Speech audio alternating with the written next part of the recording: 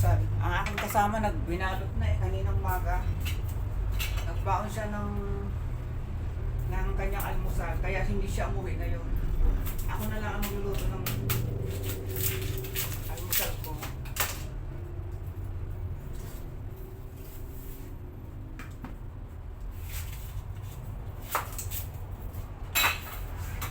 Gusto kung saan ako naghihiwa, yun lagi ang aking gagamitin kasi wala kasing palatandaan ko na ang bakat as ano yung front ito eh.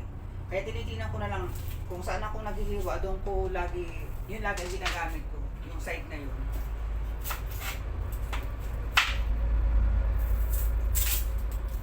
Nakari na naman ang aking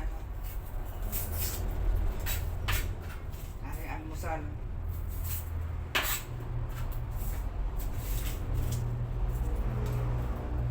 Sibuyas lang naman ito kasi wala kaming gulay. Narito lang papaya, malunggay, talong. Narito lang sa amin, sa ref. Kaya ang akin na lang lulutuin ay yun na lang na isasangag ko na lang ang aking rice para magkaroon siya ng ibang malagyan ng sibuyas, tsaka lagyan konting malunggay. Gusto kasi guys na gulay yung green. Kaya yun lang ilalagay ko sa malunggay. Ako nakakuha ng lalagyan ng basurahan niya. Dito na nga na.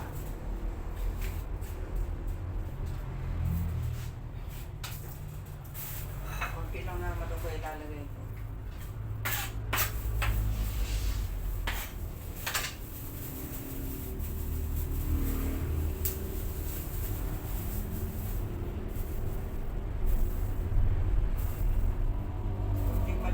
Basta magkaroon lang siya ng 3. Hinihiwa ko ito guys ng maliliit na malunggay bago ko ilagay sa sinangag.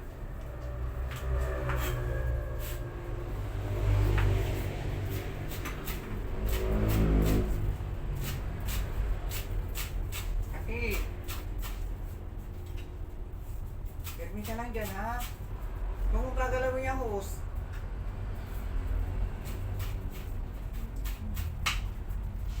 Pinipino ko para at least na siya na nakakalabas yung kanyang katas. Mag-flavor na siya sa rice. Kaya hinihiwa ko siya ng maliliit.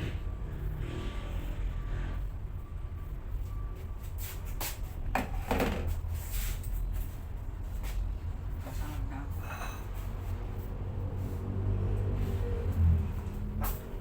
Kawali.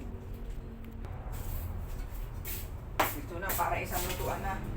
Gusto ko kasi guys, kaya gusto ko guys malaking kawali para hindi na yung pag-isa-isa kasi magsasangag, mag-iiniting ulam o mag-iprito ng egg. Dito na isa na, isang kawali na. Para hindi ganun katagal sa lispang hugas eh. Tayo maraming ginagawa naghanap tayo ng paano tayo tawag din yung hindi makonsumo sa oras ba sa paggawa.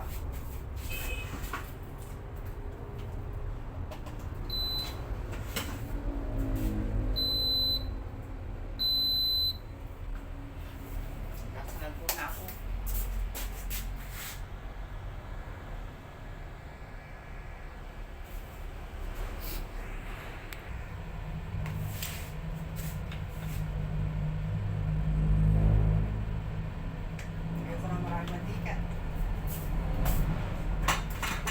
Takot sa mantika. Kaya lang iyan ko lang ito.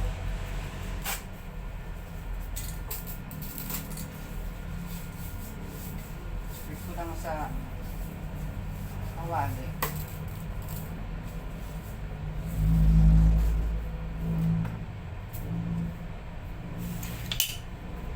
Wala naman ang lahok ko sa sinangag.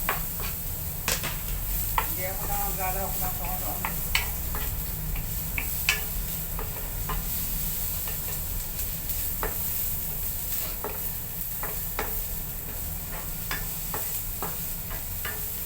Magandang umaga, napatanghali na.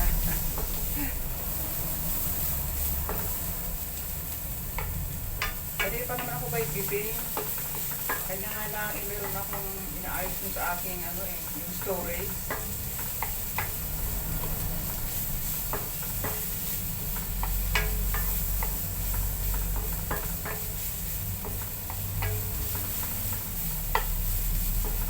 Hindi naman tayo masyado sanay sa ganyan. Hirap ako maghanap ng solusyon eh. Hindi ako makapag-upload.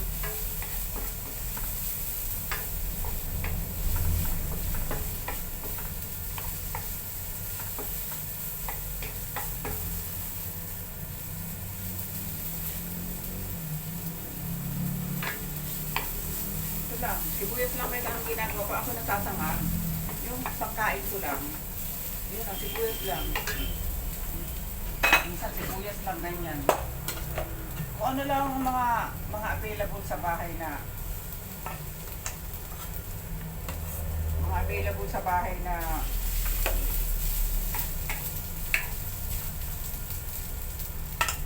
nagdaman ko na nga.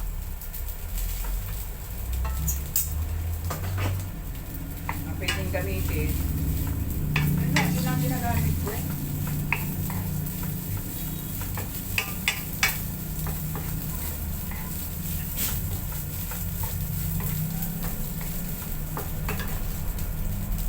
Kasi wala kaming gulay guys, kaya ayun, i-add ko na rito yung malunggay.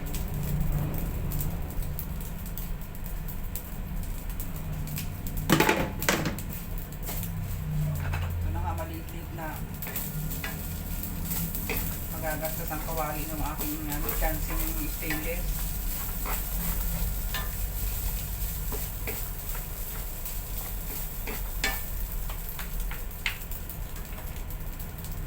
Lagyan natin ang konting seasoning kasi wala naman lasa kapag kaano.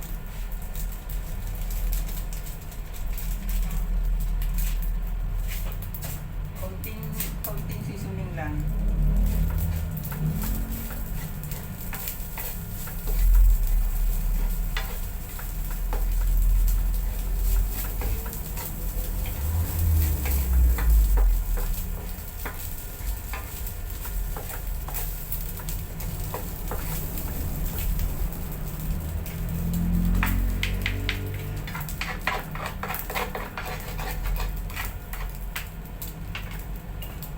Pinunas kong tissue kanina kasi may kunting pero punas muli dito.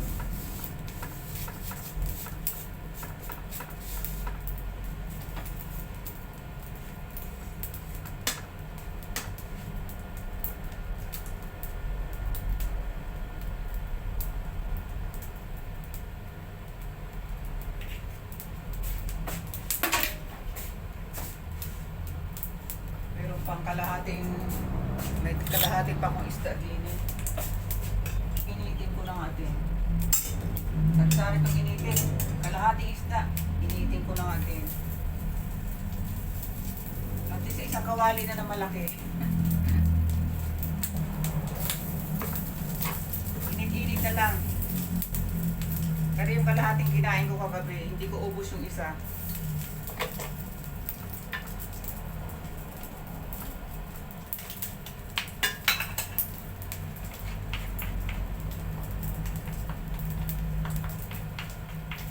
Ang malunggay guys, pagka nilalawak sa rice sa sinangag, hindi naman siya nalalasa na katulad ng pagkahilaw pagka kinain mo ay mapait, hindi.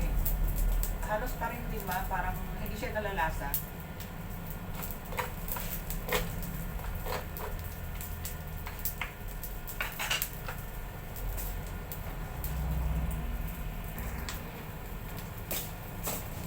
Masyadong kayo.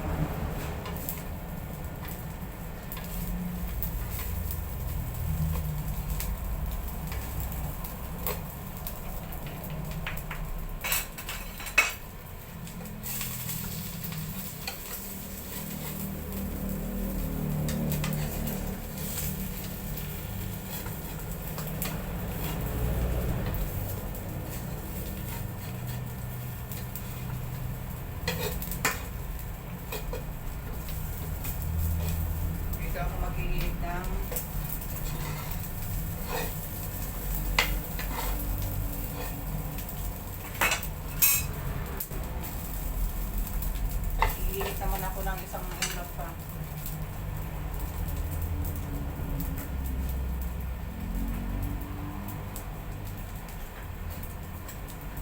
Sama-sama na guys sa isang kawali. Mag-iinit ako ng isa pang ulam. Niluto ko kagabi.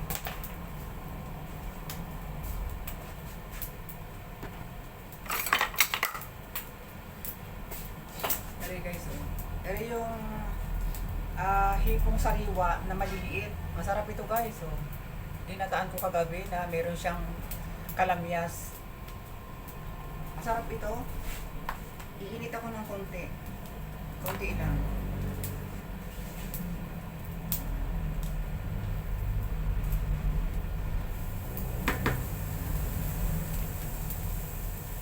Daming kalamyas.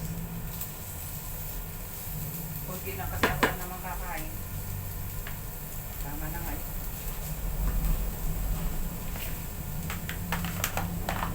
Yung isa kasi nagbabaon na ng kanyang almusal.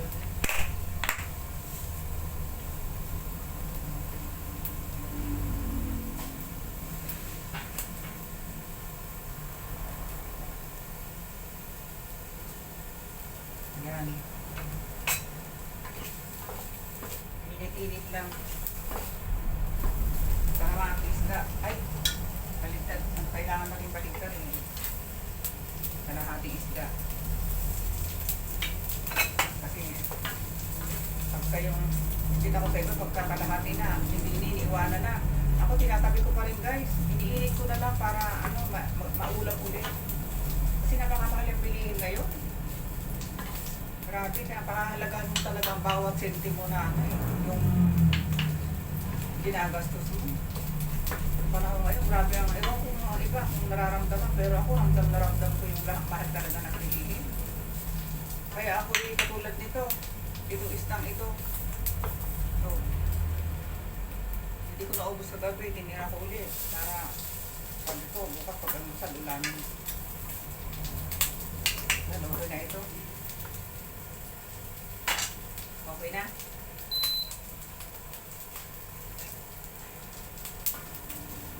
Sa isang kawali guys, apat yung ano ko na naluto ko. Nag-init ako ng sangag, init ng ulam, fried ng egg sa isang kawali. Kasi at least isang gamit lang pa ng ano, isang gamit lang, pero apat yung ano, yung nailuto mo o naiinit.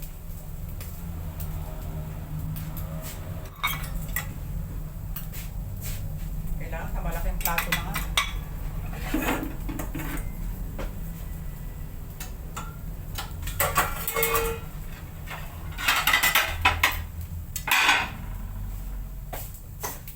Ingay ng mga plato. Malakas pa sa boses ko eh.